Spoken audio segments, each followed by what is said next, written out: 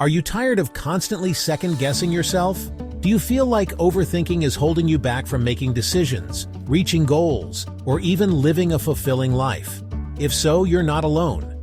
Overthinking is incredibly common, but the good news is that it's something we can overcome with the right strategies. Before we dive into strategies, let's quickly look at why we overthink.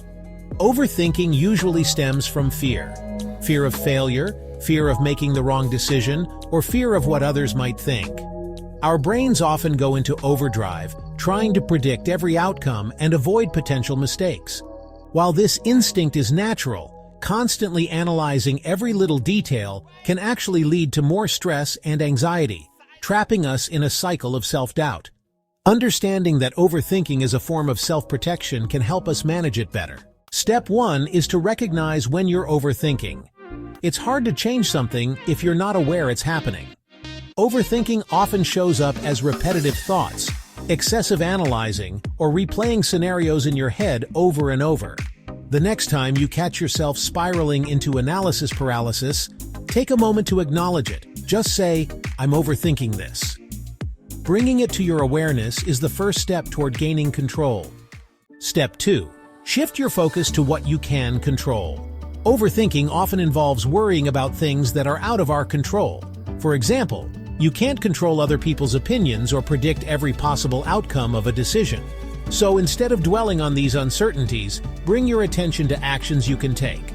Ask yourself, what can I do in this situation to move forward?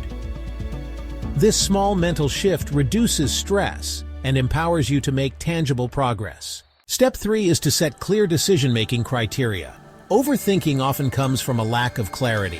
If you're unsure about what you want, every option feels overwhelming. To simplify things, decide in advance what factors are most important to you.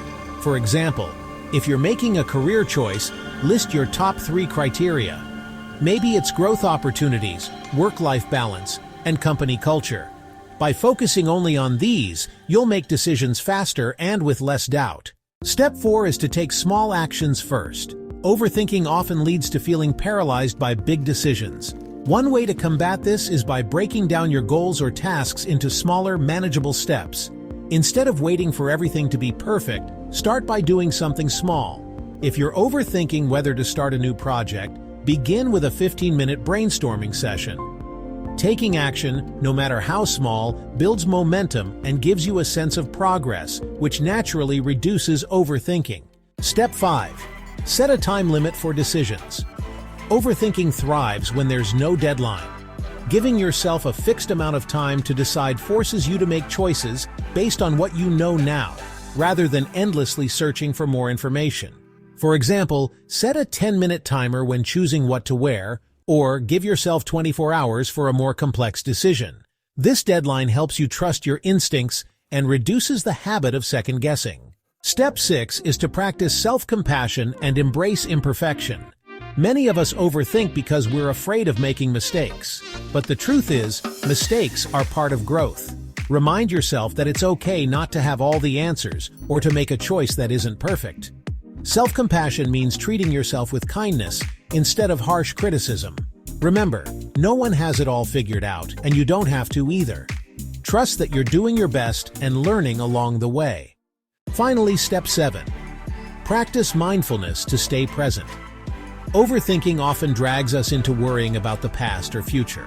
Mindfulness brings our attention back to the present, helping us let go of anxious thoughts. Try a simple breathing exercise. Take a deep breath in for 4 seconds, hold it for 4, then exhale for 4. Repeat this a few times, focusing only on your breath. This practice grounds you and quiets the noise of overthinking.